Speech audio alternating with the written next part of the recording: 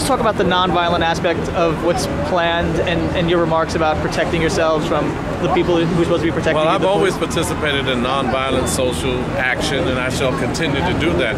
But it is getting to a point where we have to protect ourselves by any means necessary.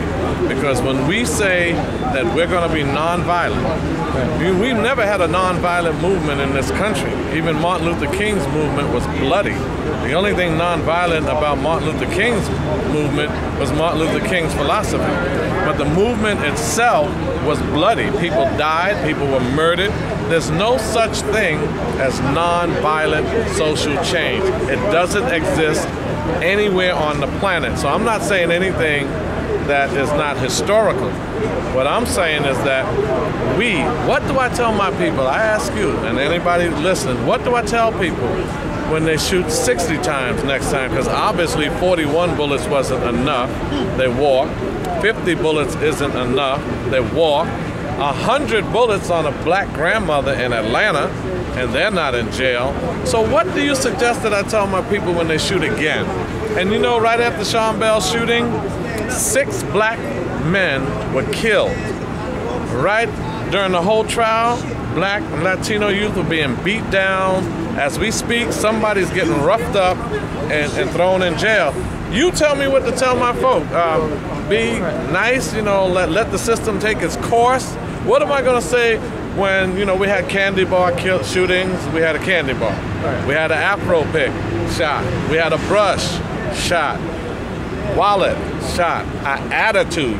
They said Guzman had an attitude. So my thing is that it is not biblical. It is not common sense. It makes sense to commit suicide. When you don't do something to protect yourself, when you know people are lethal and out there doing this to you, I'm even thinking of what should I do to protect myself? And I think that's a legitimate question. People need to know that our lives are valuable. It's interesting that Wesley Snipes went to jail for tax evasion, money. Michael Vick went to jail for killing dogs. So we're not worth $1 or a dog. Our lives is not worth either.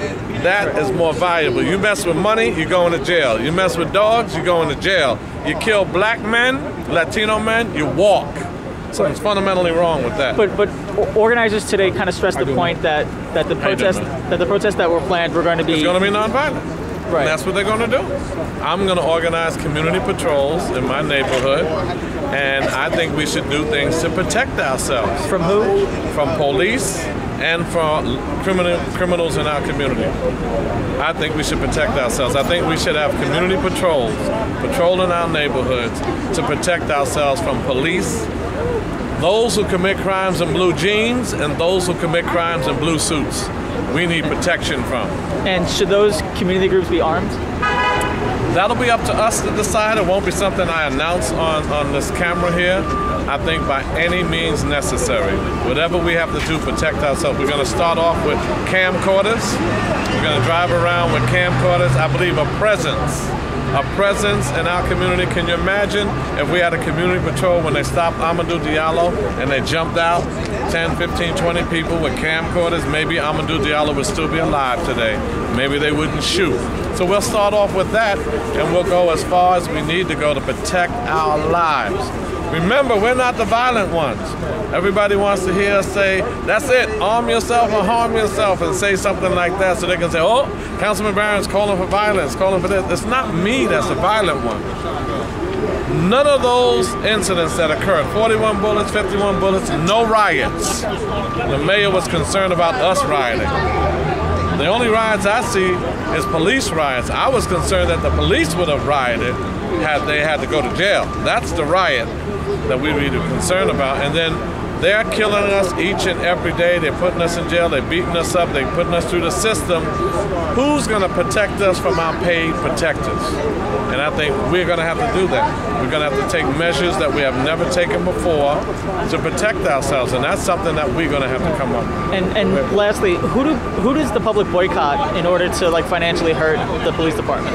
You will see when we make the announcements on Thursday.